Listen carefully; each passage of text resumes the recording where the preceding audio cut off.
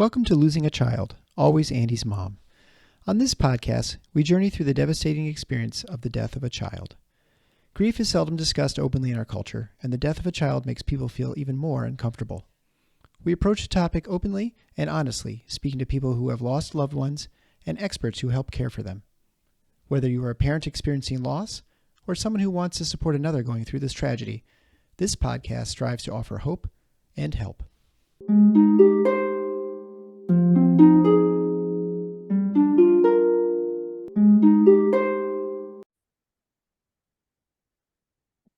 Thank you so much, David, for agreeing to come on the Always Andy's Mom podcast today. Well, thank you for having me. I really appreciate the chance to share my son's story and my wife's and my journey.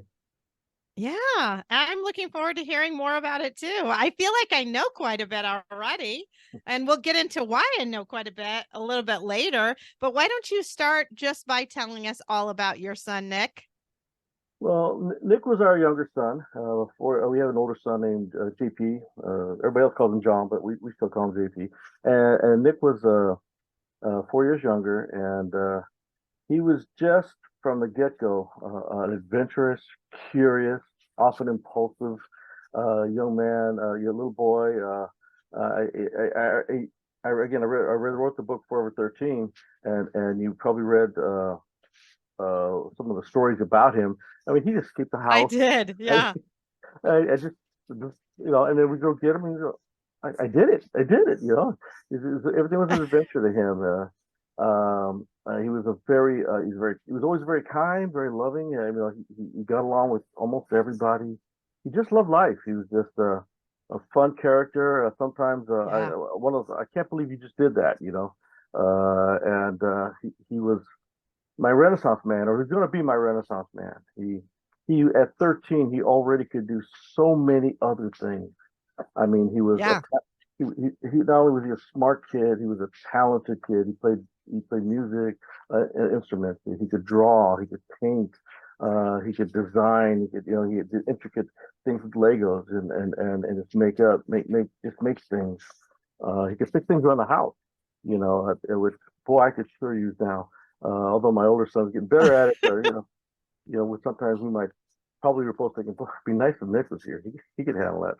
Yeah, right. Yeah, he was. Well, he was quite the woodworker too, right? Yes. He could. He loved his wood shop. That was his favorite class, despite everything else he could do. And he made two guitars that they hang up in our wall in the house over here. My brother-in-law put them up for us, and he just loved working with his hands. He just loved to create. Very, very creative. As a matter of fact, that's my wife likes to refer to him as her creative angel in heaven. And he was a bit of a mama's boy, which is fine with me. So when he was 13, he was going through his rebellious age, his teen years, and mostly aimed at me, because he wasn't gonna. His mom was his favorite, so. But again, he had a gift for being empathetic to other kids. In school, he made friends with the kids who were disabled, we could be in the mall or somewhere, and then you'd see one of those kids from school, and he knew their name, ran over to them and said, "Hi, how are you doing?" And you want to come hang out with us, type thing. And again, he was just he was our kid who loved every holiday. He'd celebrate everything, not just Christmas and New Year's. He loved his birthday. He'd celebrate Winnie the Pooh Day. He'd share, if it was, dress up and wear purple day. Okay, that's fine with me, and he would do that too. He was, I see that must be your son's baseball thing in the back. I was a baseball man. Neither of my boys got into it, maybe because of me. But he was a really good swimmer. He was learning to be a pretty good water polo player, and he was again adventurous to the point where he did live dangerous. And I guess the way to put it, he was on a group that went skiing all the time up in Lake Tahoe with my son and other groups, and he went down one of those diamond runs. He was only 10 years old, only been for about a week or two. And they said, turn, turn, turn. And he was flying down the hill. He got down the bottom, and the instructor went down and said, why didn't you turn? He just looked at him and said, but then I wouldn't go as fast. Yeah. Oh. You know? I loved reading about his last Halloween costume that he did, because that was pretty cool to me. And we just passed Halloween at the time of this recording, not when it's being released, but at the time of the recording. So you got to talk about that, because I want to learn a little bit more about that, actually. Well, he was into that kind of Transformers and stuff like that. I'm sure you boys were too. Yeah. And he just decided he was going to make a costume where he transformed himself into a pickup truck and out of it, yes, into a robot, and then back down to a truck. And he worked on it for the and of course longest. those costumes don't really exist, so he had to make it up himself. He got cardboards and boxes and tapes, and he's drawing it. And he was drawing the designs, working on it. You know, when he was done with his homework at night before the bed, we'd say, "You got to go to bed." He was working on it, writing it, and everything else. And then the night he finally had it all put together, he had to paint it. And I don't know where, but he found some black paint in the garage, and he's painting. And then he comes in. He comes into my. I was working, and I thought you were in bed. He goes, "Oh, I was painting my costume." Well, you're supposed to be in bed. And he ran out of paint. So I go, well, there's nothing open. But I ran over to Walmart, got him some, let him finish it. And there's a touching thing. There's still we thought we covered the bottom of the garage floor. So paint, there's still a strip of little black paint that's still there. Oh. And that reminds me, and that tells me, that's going to be there forever, at least while I'm here. That's where Nick made his costume. And at first I thought everybody was going to make fun of it, but everybody just loved it. As a matter of fact, my wife has we have it on the Facebook, and she has it. And there's like a 20-30 second videotape that his teacher, his woodshop teacher, made of him at school, getting up as a robot, went down to the truck. Getting up as a robot, went down to the truck. And he said something, and that's one of our most treasured pieces of anything we have. So you got to get that to me. Maybe I can post that. We'll see if I can post that up to Instagram or something, because holy cow, it just sounded really cool. And I love the way you said, and you kind of were a little nervous, like people might make fun of it or something, make fun of him, because it wasn't like a costume that you would go and buy. It was homemade with cardboard. Mm-hmm. But the fact that everybody loved it was really telling. Yeah. And I mean, there were, just like any kid, there were times like, I don't want to do that, it'd be scary. But for the most part, he wanted to do it. He didn't care. He didn't care what you were going to think, Yeah. As long as he enjoyed it and he was going to have fun, and some of his friends liked it, he was fine. And with that, he was, like I said, he's an adventurer. He's an adventurous kid, and we miss him, but we're so glad he was here. Well, I love hearing that about a 13-year-old kid who still was okay kind of marching to his own drum a little bit, because so often, I mean, I'm being a pediatrician, I see lots of kids, and lots of that middle school age kid, they just want to be just like everyone else. And so it was kind of refreshing to hear this story of a kid who really didn't mind not being like everyone else, and actually loved not being like everyone else. Yeah. And that's why one of my favorite songs, and not, I'm an old 50s and 60s song, because that's what my dad made me listen to when I was growing up. And I try to make my boys listen to it too. Nah, Dad, you're just an old man. But Weezer has a song called Pork and Beans, and I like that song because the lyrics pretty much say, I'm not going to do what you want me to do, and I'm gonna eat my candy with pork and beans, and that's what he was like, Love that.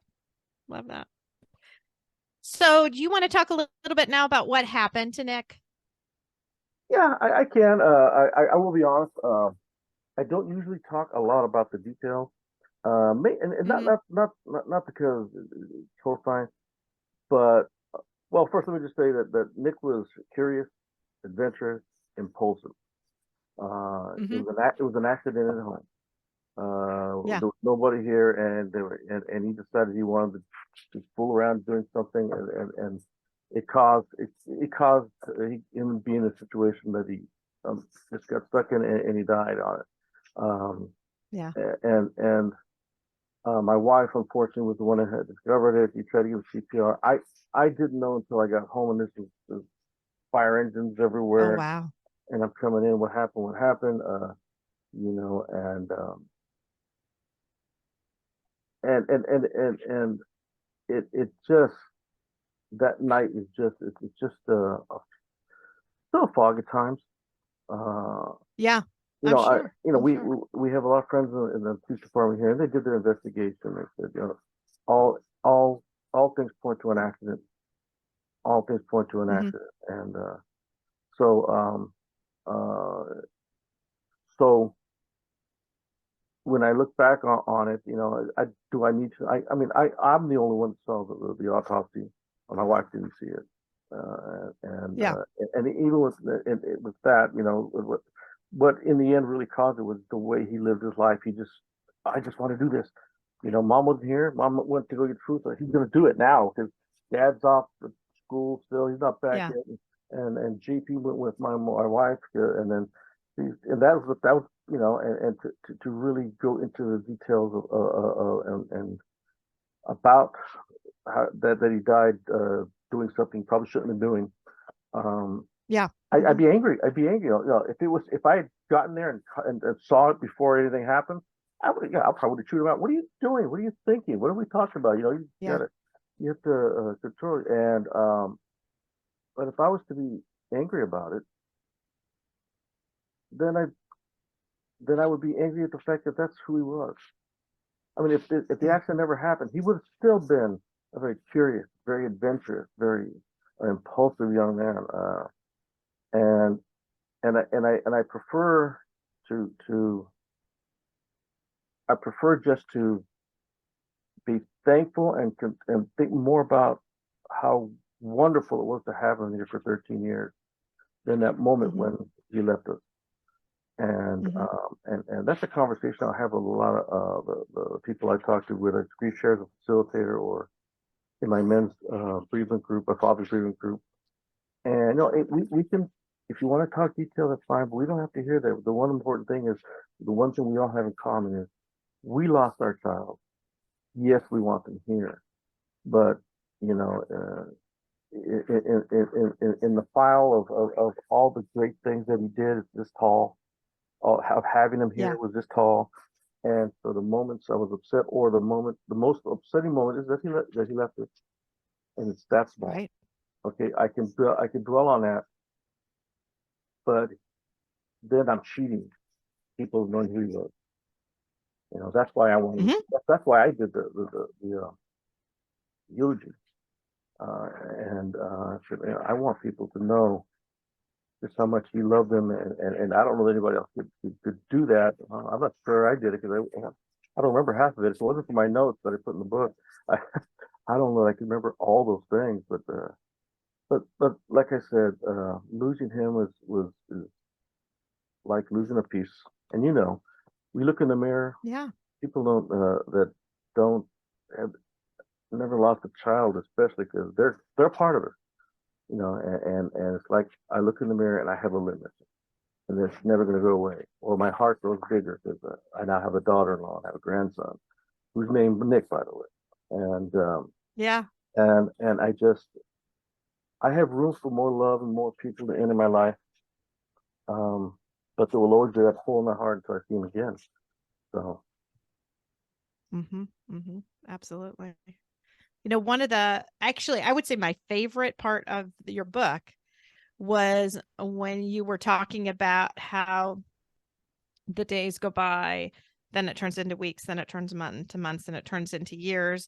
And you said something about there being a bean counter, yeah, like up in heaven, that is adding another bean. And when you think about it like that, about every day being further away, that hurts. But what you mentioned and what I really grasped onto is the fact that there is also a being coming out of our jar, about the jar that on how many days we have left until we get to heaven.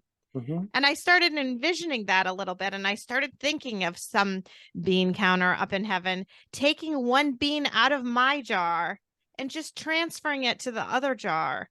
And suddenly thinking about the fact that there are always going to be the same amount of days between when I, seeing him and when I'm going to see him again, right? That number, God knows that number. I don't know that number. I don't know. All I know is I'm in the middle on that timeline.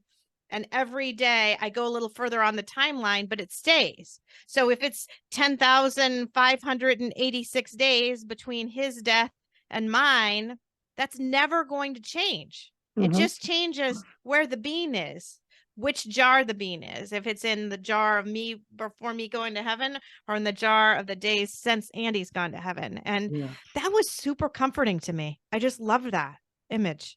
The way you just described it now, my vision goes of that's the beings that is between Nick and me. You know what I mean? Yeah. And every time one is taken out of my jar, it's put into Nick's jar. And knowing my son Nick, every day he goes over, okay, how many more beans before I see my dad again? At least I hope he will. Just dad Yeah. did. And it because that's just the way you just said that. Now I got a whole different vision of that too. That wow, this is our beings. Like right, because that's the way you started saying it a certain way, and then it just got me thinking, and I was like, wow. I mean, it's the same number of days. It's been the same number of days forever, and it will continue to be the same number of days. It's just where I am on the timeline, and that just felt good to me. I kind of just needed that, so I thank you for that. Yeah, well, you're welcome, and the premise of that idea also is if you say you only have 14 pages to go, it's not a mystery novel, so I hope I don't get away. But I do mention an individual named Zig Ziglar who said that God knows exactly how many days you're going to be here. There's nothing you can do to make change. And I always think of myself as being in a race, and in that race I've gone down. I actually wrote this part. I have a second book done, a manuscript that's already been approved. I haven't signed an agreement yet, but in it I mentioned about going to heaven, and there's Jesus welcoming me home, and then just at the last second, and she's looking at me, and I go, yeah, and he's pointing here. By the way, look over here, and coming out of the fog, it's just somebody saying, Jesus tells me, oh, there's somebody else going to see you, waiting for you to come home. Yeah. And it's me. And yeah. So, and that's a sad thing to say. I mean, today's my late mother's birthday, and should I be wanting to see her first? If my wife ever went before me, honestly, the first person I want to see is Nick. And after Jesus, of course, the first person I want to see is Nick. Yeah, I'm with you. You. I lost my mom, a long time ago when I was 21 years old. So, but I still, first person I want to see is Sandy, for sure.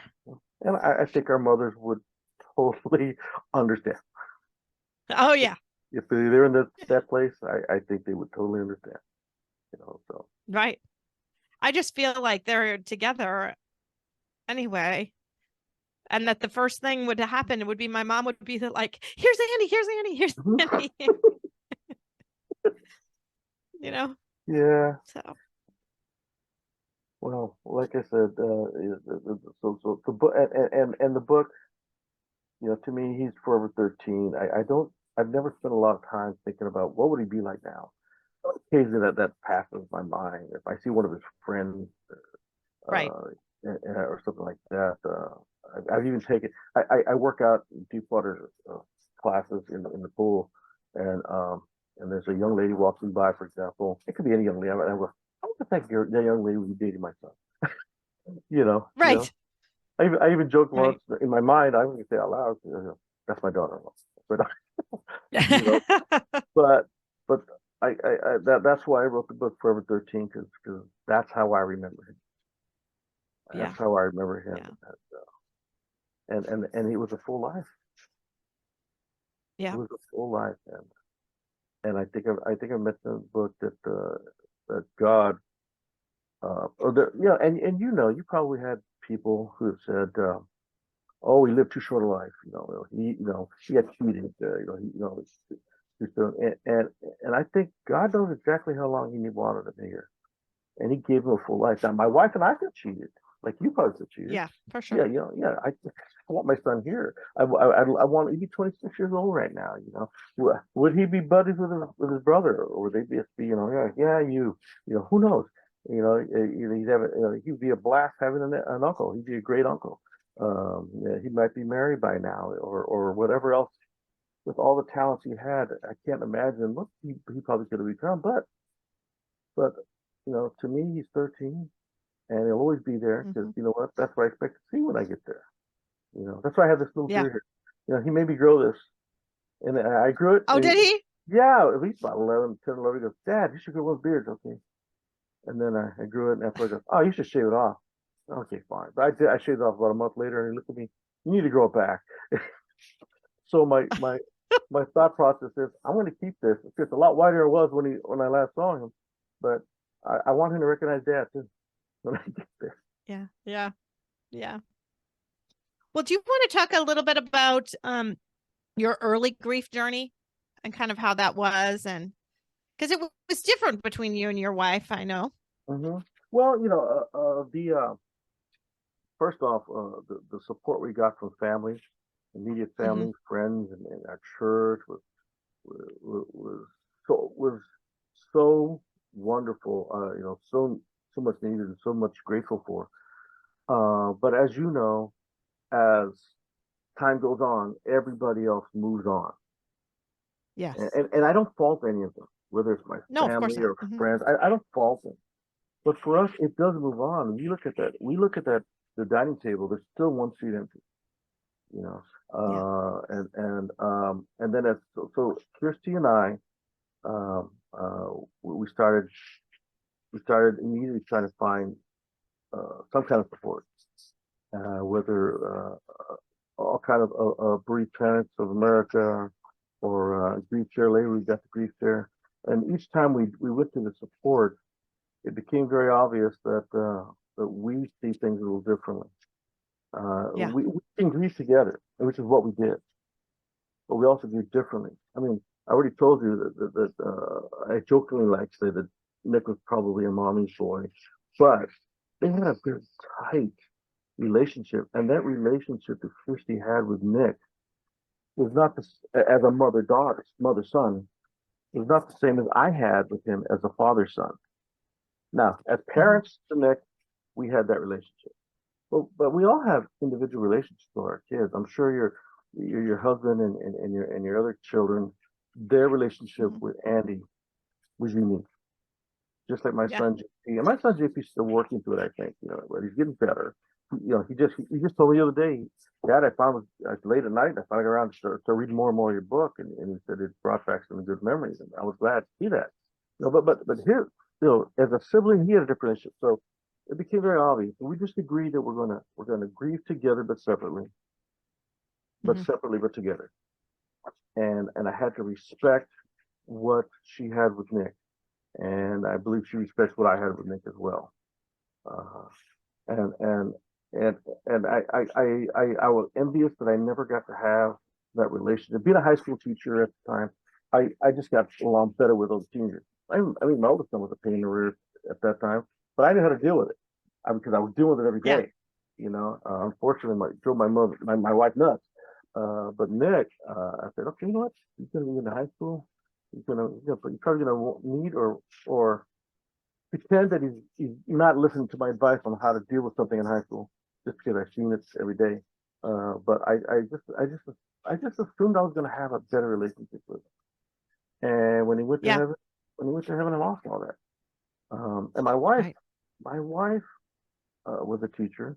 She was a coach too, and never doubted the minute we had JP and then afterwards Nick, he was not going back to work as a teacher. She was Yeah. not going to go back. She loved being a stay-at-home mom. She was good at it. She lived for everything about it, good and bad. She just lived for it. And I could see that when we lost Nick, that's such a big part of it. Part of her um, was gone, and she didn't know what to do. I mean, we still had JP, we still had to raise him, Yeah. but he's only a year or two away from being an adult out of the house. You know, Yeah. And even now, she's still a great mother to JP. JP talks to her all the time now. Something he didn't, I never thought would happen. Uh, but uh, but not having Nick there, it just it was her all her plans, all her day. You know, whether it was she'd go to work and then go pick him up at school, give him his homework, off to swim practice. You know, and by then JP's driving, so JP doesn't need mom and dad for that anymore. Just having that, even though he was 13, having that like we were It talking was about a earlier. big part of her identity. Yeah, it was a gigantic, and I could see that it hurt her to not have that, and I don't know what to do, but again, men, dad, fix it. I came to the realization I can't fix it, so we No. we have to work through it together, even though parts of it is separate because she had to work through her grief of losing Nick as her baby, and my baby is different. You know, there's just some things. Nick talked differently to me. He acted differently around dad, um, and I really think that caused cancer in her too as well. Because I think I'm not saying the disease happened because we lost Nick, but her physical trying to to survive and through all that emotional trial, just let everything down, and I think it made her vulnerable. So Yeah. we have shared going through grief share together. We're both facilitators, um, and and I think our the biggest thing that we can count on is our faith. I mean, I have other kids through this. I have other people and friends that are going through this now, and some of them don't have the Lord in their life, and I just don't know how they get to that next day because at some point we get to the why, or we get to the I don't understand, and the only way we can seem to get to it is to let God let us know somehow, you know. There's a Jeremiah 29:11. Honestly, I started the third one, and I'm basing my base is going to be that, and my thought is, what do you mean you don't mean any harm? At the time, I don't have my son died. You know, you know, I want to give you hope. What kind of hope do I have? My son died, and it took me a while to feel God's presence, and you got to give the Lord credit. You know, he didn't hold it. He didn't hold a grudge at me for not having faith at the moment, or not having, just not trusting that he has a plan still for me.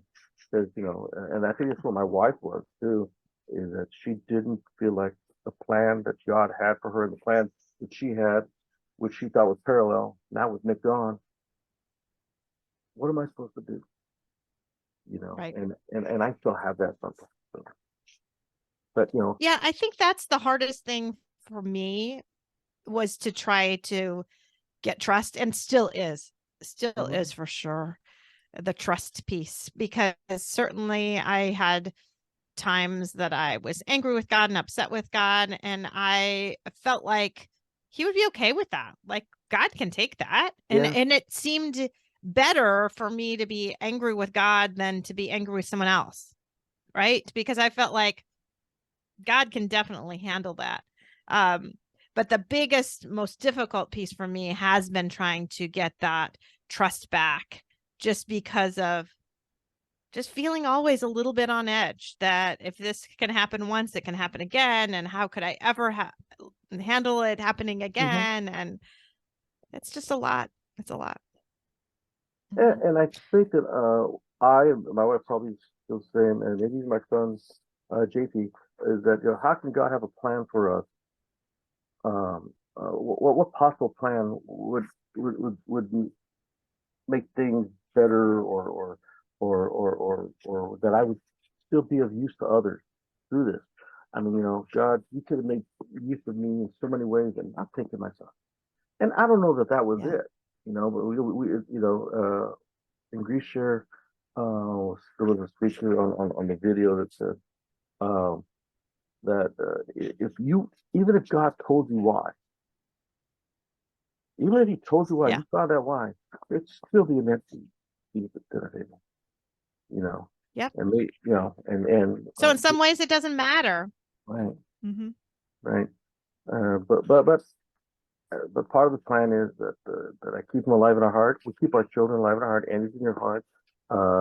We talk about them. I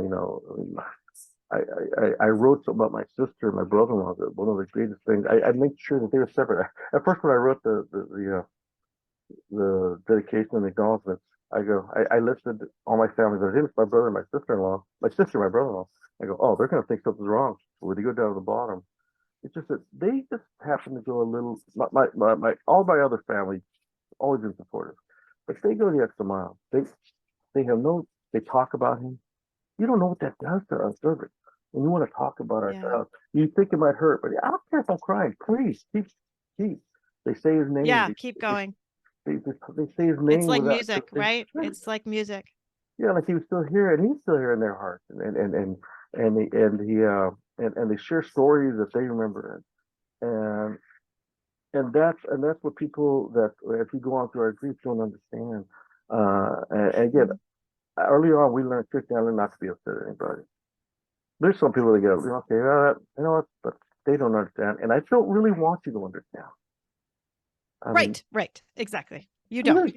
There might be people you and I just do not like. I don't ever want that. There might be a lot of things I don't care happen to you, but definitely one thing I do care want to happen to you. I never want you or anyone else to go through this. No. It's interesting you talking about that dinner table example, because it does make me think so much about my Andy, because we always had a table of 6. So we had a rectangular table and it always had 6 chairs.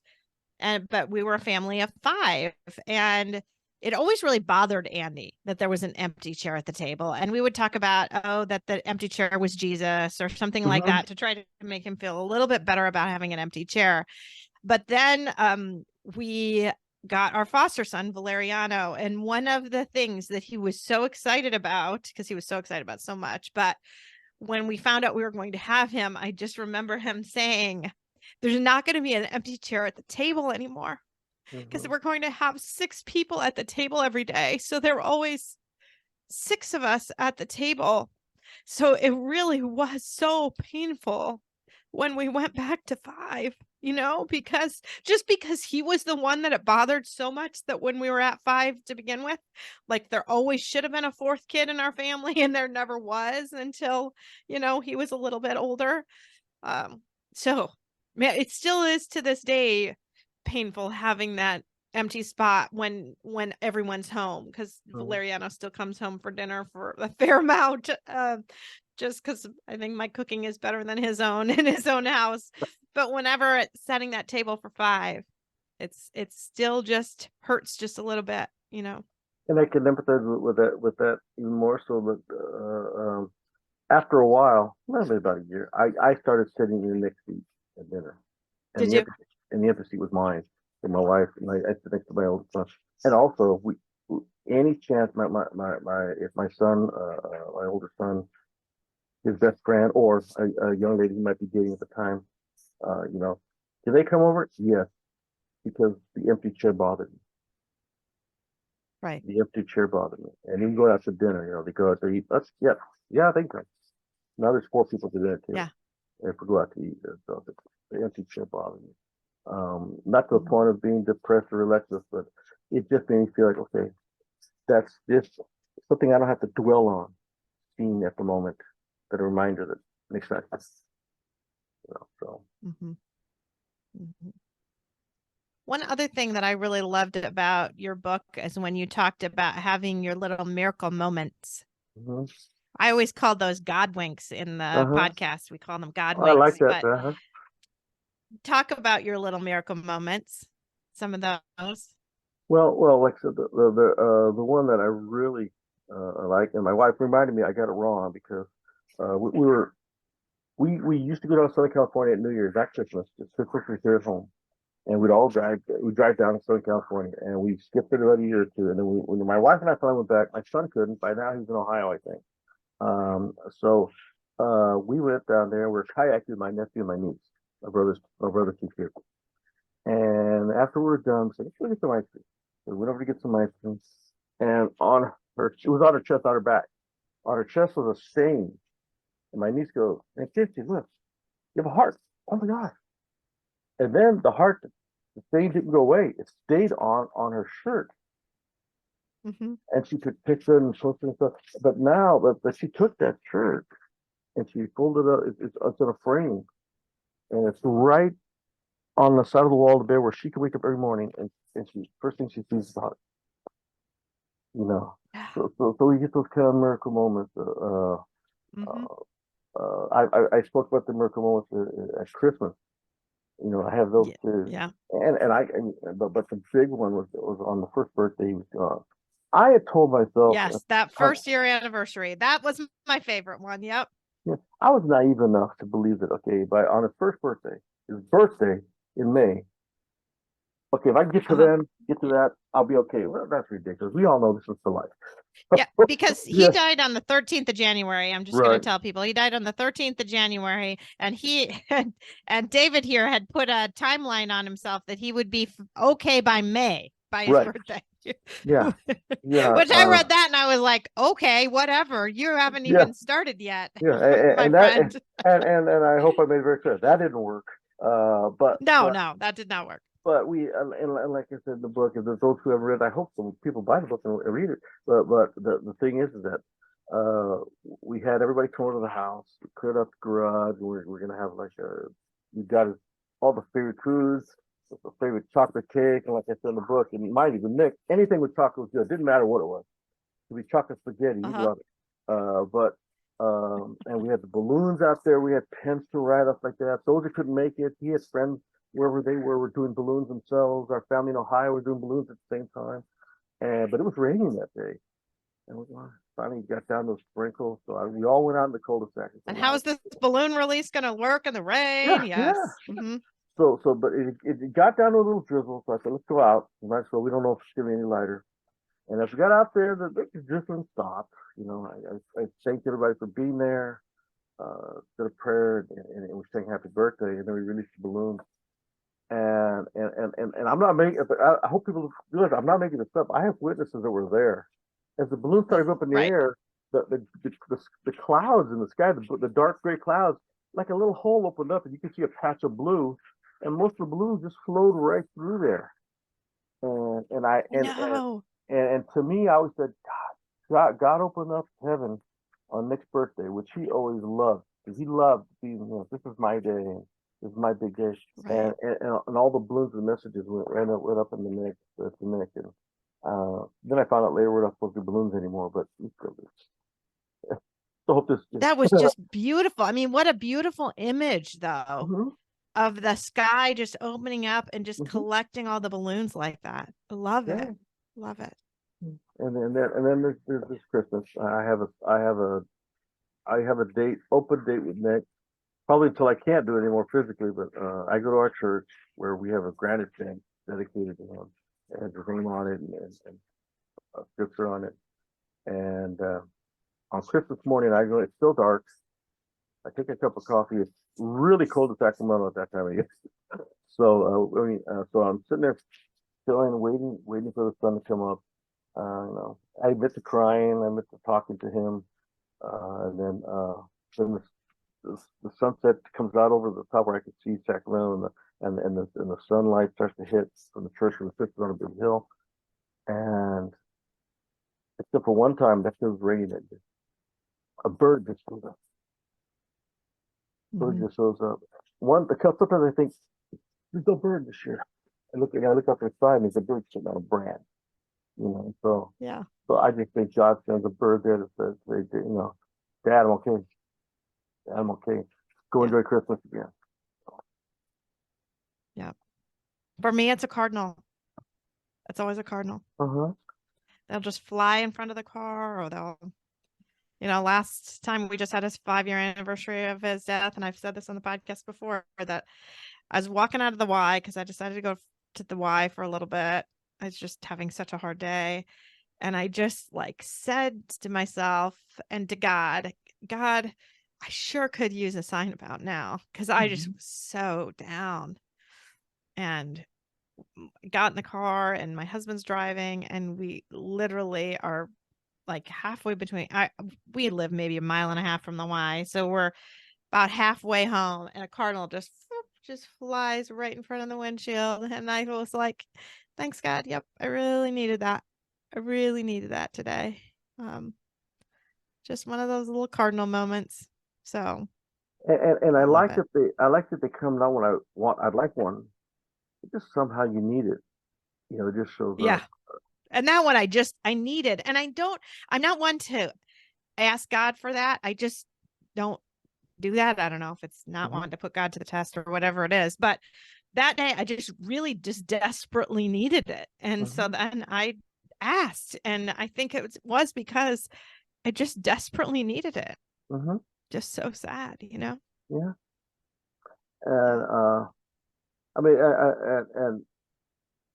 and then but there's so many other things that generate triggers, and now I don't feel the triggers, as I wrote in the book. I don't feel that all triggers are bad anymore. Initially, when we first lost them, and as you know, when Andy, any trigger just it just was the hurt, the heat, the pain, and everything else. But I think about Nick every day. I know you think of Andy every day. I mean, every day. And because I think of him every day, sometimes those triggers just help remind me that he was here. But also, the triggers that can also help me with happy memories. Like I said, losing that moment we lost Nick is a horrible hours or day or two of my life. But I saw him born, and I saw him before he left, and those 13 years, I would never give up. I would never give up. No. The only painful thing I have with this whole thing is I honestly thought, when I go, whether my wife's there or not, whether I go, both my boys would be there to see me go. But now, right. It'll just be JP. But the smile on my face, I think, when I get to see Nick, that's going to be all. I think I think that's all part of God's plan. For, my wife once told me early in our grief, and I said, and I'm sure you had the same situation. Why couldn't it just be me? I'd prefer it to be me, not instead of him. And she goes, well, God doesn't think you're ready, but Nick was. And I think it had to be hard for her to say, for a woman who just, and I know the relationship you have with Nick, but that had to be hard for her to say, but it was true. And I don't think I'm done yet. If I took Nick 13 years of what he probably, if you think of what he accomplished for having been here, for all of his family and friends and everyone else. I'm 63, and I don't think I've even equaled it yet, because I'm still here. Yeah. So. Well, and your wife had to battle cancer too, and that you alluded to that a little bit ago, that not too long after Nick died, what was it, 6 months or a year or something, she got her cancer diagnosis, right? Right. 6 months. Yeah. And I know you're a doctor, so you probably, if you had been around, you would have said there's something not right, because she was having bleeding at the cervical area for a long time, and she thought, maybe it's part of grieving, and I haven't, whatever. Yeah. So 6 months after the fact, I had just. When I came home and she told me, I was like, oh my gosh. I mean, of course, worst case scenario, she was even thinking that too. But I got to tell you, my wife is my hero. I can't believe what she went through, the treatment she went through. She's already a physically fit individual. My mother-in-law had passed away a year before of cancer, and then, but her strength and faith in God, and that the Lord will take care of her. But initially, she was willing to I'm not going to do anything, because the end result was being with Nick. But And that seemed like a good idea at the time then. Yeah. But eventually people and others and I think in his way God is letting them know that, you're not done yet here. There's other people. You still have work to do. He needed to work on me. His son, our oldest son, now we have a grandson. And I think that I going through it 3 times. But what I really admire, if anybody else has ever truly understands child grief, is that through all the treatment she had, and she had internal and external radiation at the same time she was going through chemo. Later on, the chemo was doing nothing, so she ended up with immunotherapy, with a clinical trial. At the end, at the last treatment, in all that time, grieving for Nick was always the top of it. And I even titled that particular chapter, "Compared to losing a child, cancer is nothing." And that's how my wife felt, and I think she was able, because that's the fact that she was physically in such great shape. She was able to get through all of that. I think it would have killed a lot of people, to be honest. But just because, but the fact that her priority was always Nick, even while she was going through all that tough cancer treatment. I mean, she is for any woman who's lost a child, or any parent who's lost a child, or also people going through cancer, to see what she's gone through. I think she really is a great example of where life priority should be. And like, if she's my hero, without her, I don't know where I'd be. When Andy died, he died in August, and both of my parents had cancer. In their 30s, actually. My mother died when she was 42. My dad is still living. But because of that, I had to start getting mammograms and colonoscopies in my 20s, actually. So long before most people are. So I had to get a mammogram every year, and I had to get my colonoscopy every 4 years. And both of those things were due just a couple of months after Andy died. And of course, I didn't do them then because I just couldn't. But it came maybe around January or so, well, I should go get all that done.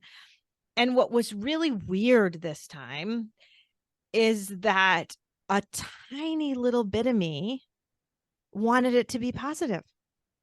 A tiny bit of me wanted that mammogram to find some cancer, or wanted the colonoscopy to find cancer. And I was like, this is horrible that I'm actually having this thought for the first time ever, with all of these scans that I've had done before, that I kind of a little bit wouldn't mind so much if it was positive.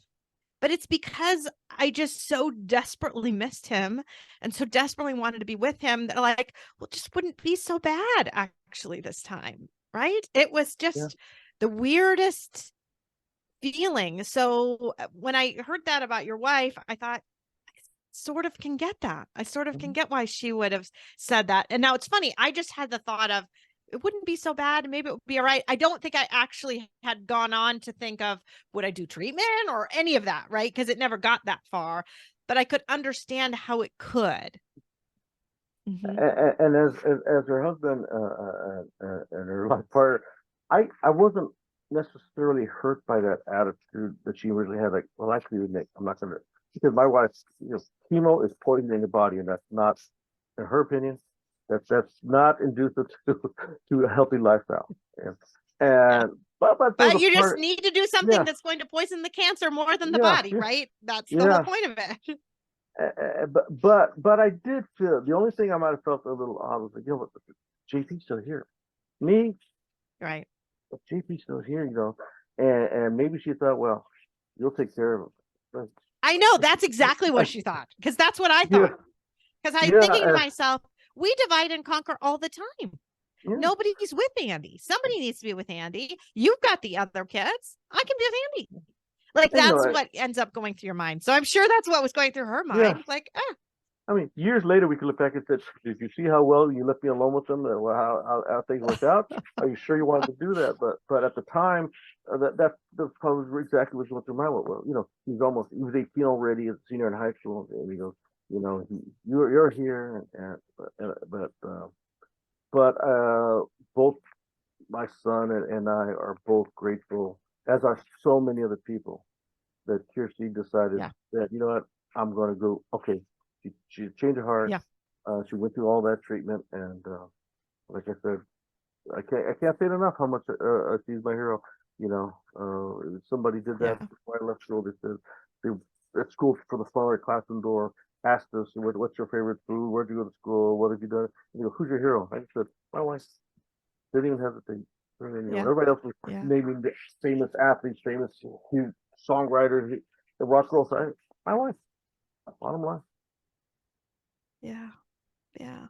I love that. Mhm. So you do some work with bereaved dads now, right? Mhm. Don't you do a Yeah, group with bereaved dads? yeah. I facilitate. And it's that helped Because me. you do grief share, I know, with Right. church and your wife, but I think you do something more particular with just bereaved dads, which I Yes. think is pretty cool. Hmm. Yeah. Because and I don't know.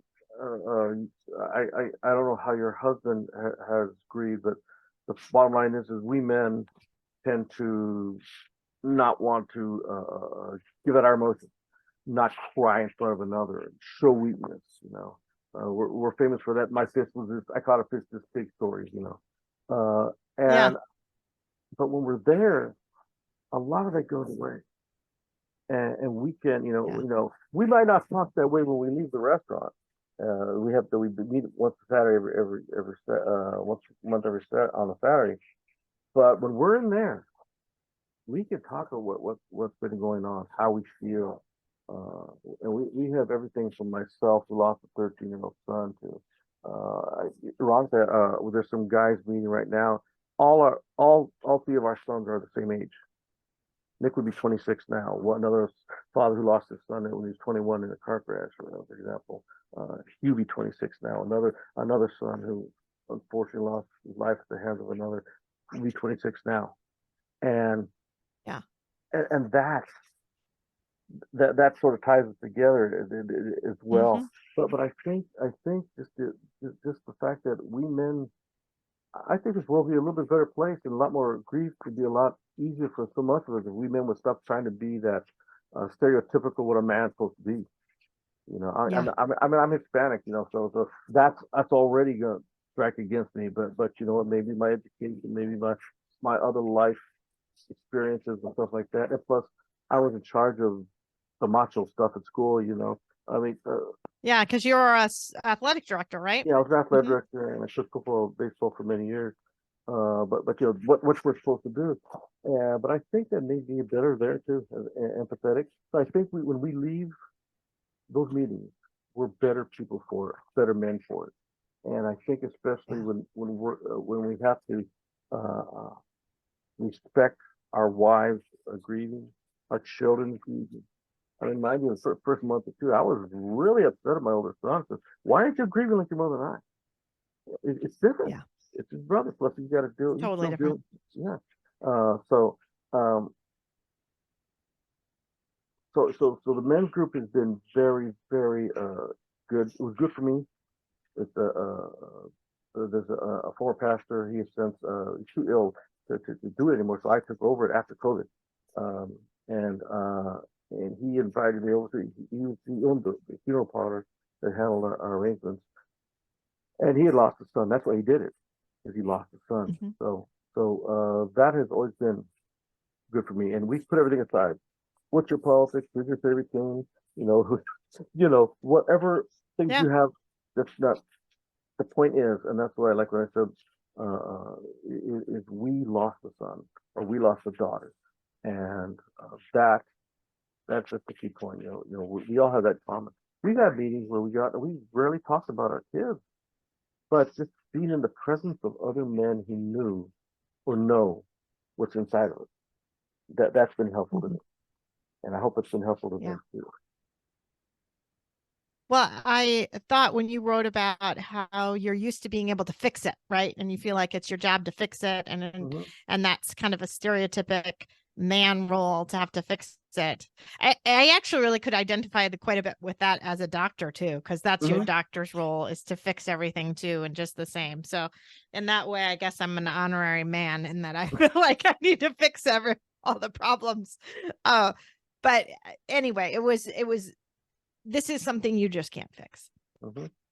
You just can't. And it's very hard to accept that sometimes when you are in that role of used to being able to fix everything, or trying to fix everything. I did have one student once come up to me years ago, a few years after my son died, and she found out that I had lost a son. And she goes, "It's Contreras, how long does it take you to get over it?" And I was like, "You never do it." No, never. I told her not a day goes by when I'm not thinking about him. Not an hour goes by when at least a thought about him pops into my head. You know, when I'm lecturing you in a class, if you think, "Oh, that," no matter what I'm doing, that's just how it is. Because I said, just like you are part of your parents, and you're their life, whether you love each other or not. That was I've lost one of the two things that God put on this earth for me to do, is raise sons, my two sons. And but I also look at it, I'm not done apparently. Maybe God wanted me to also write, use my experience to write for over 13, or the next one I wrote, which is basically about a year in the life of a grieving father. It's aimed at dads, but I think any parent would get it. But it's aimed at dads.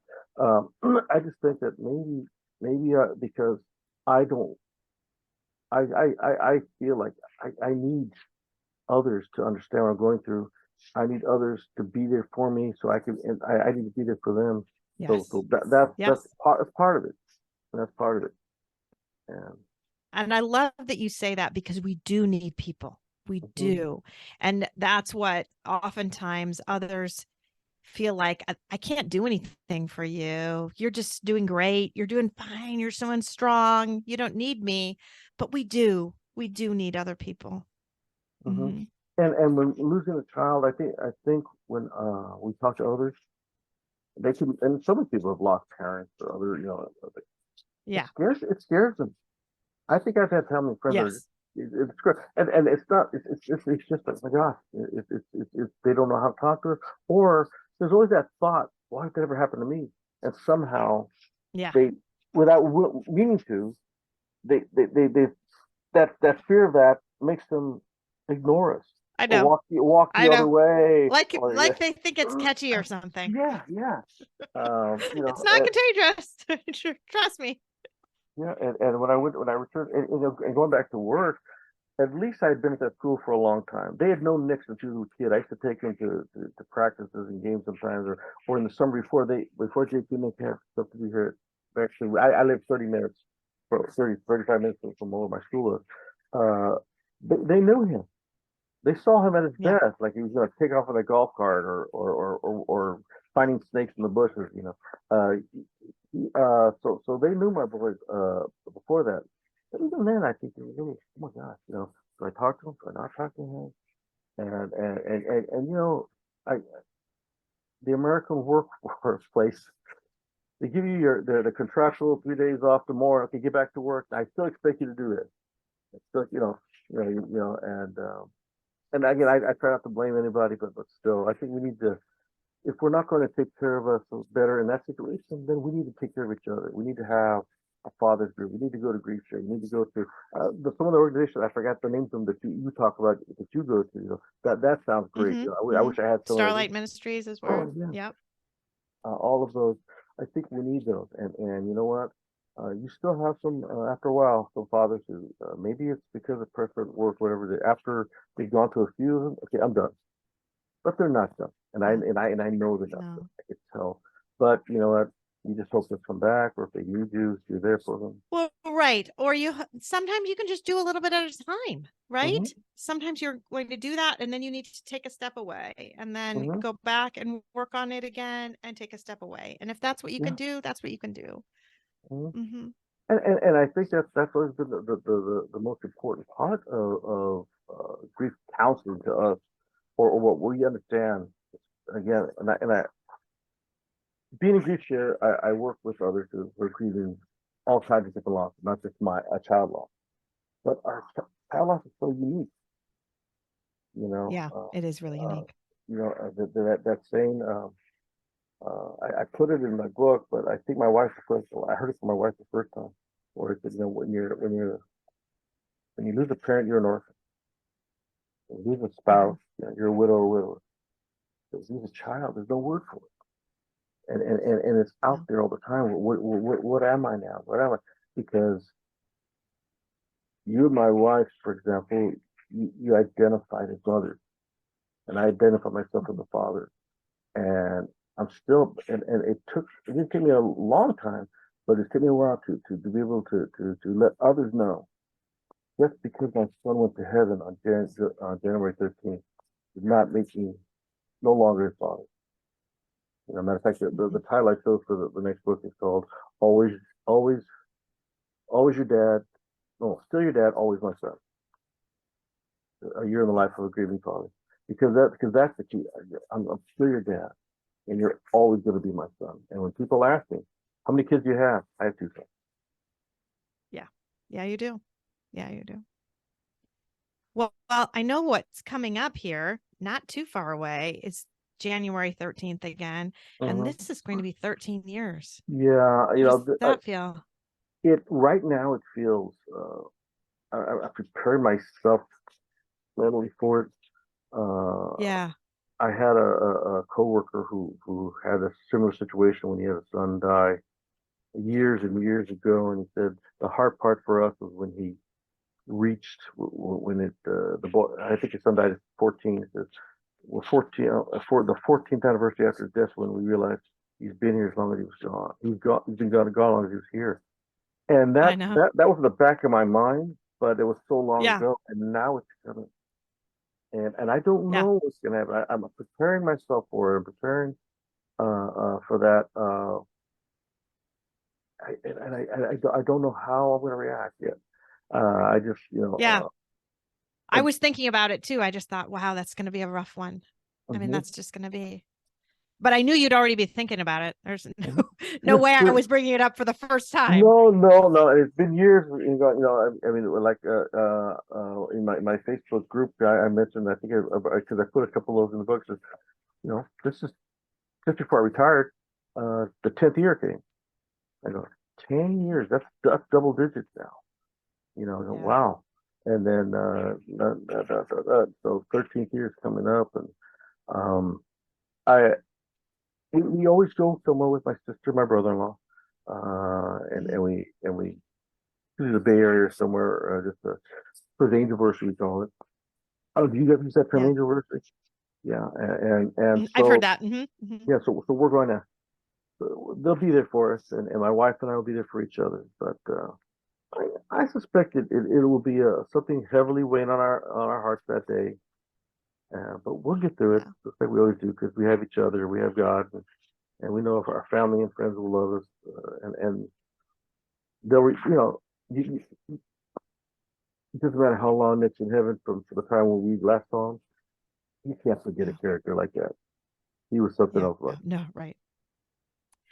Well, before we wrap up here, I do want to talk about that Facebook group you have. Whenever you write a post, you end it in a very particular way. And I want you to say that out loud to our listeners, because I think it's pretty special.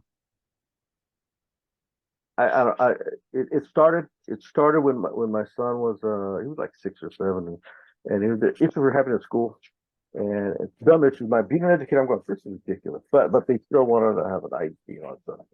And he's a smart kid. He goes, "Daddy, there's something wrong." I said, No, you're the best 6-year-old in the whole wide world.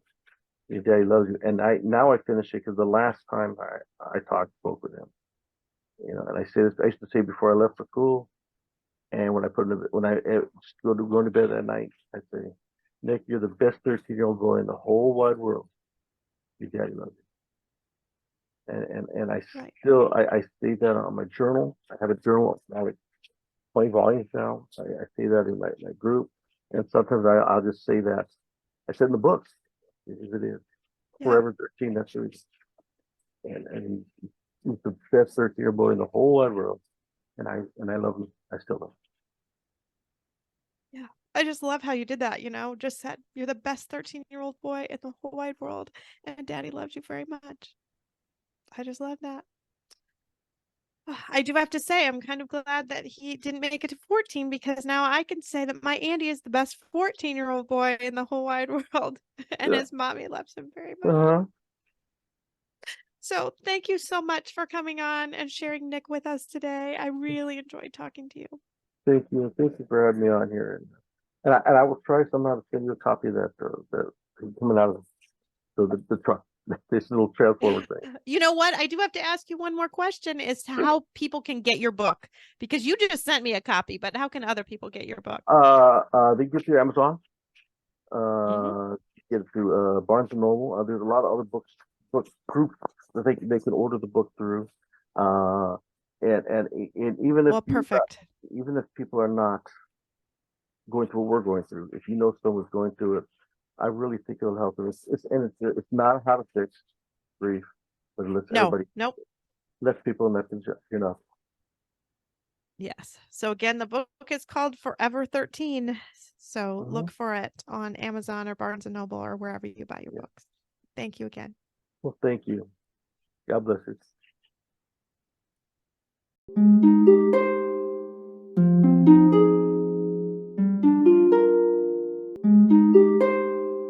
Thanks for listening. If you found this helpful or would like to support the podcast, please leave a 5-star rating and comment. To help financially, you can text Andy's Mom to the number 53555 or visit the donate page on andysmom.com. Your donations are secure and tax deductible, and we are now able to accept Venmo, PayPal, and Apple Pay. Always Andy's Mom is a registered 501c3 organization and can receive donations through smile.amazon.com, Thrivent Financial, and Benevity, amongst others. Marcy loves hearing from listeners. Please feel free to reach out to her via email at marcy@andysmom.com. Also, be sure to sign up for the email list to receive weekly updates as well as pictures of all of Marcy's guests and their children. Together, let's work to inspire hope, one day at a time.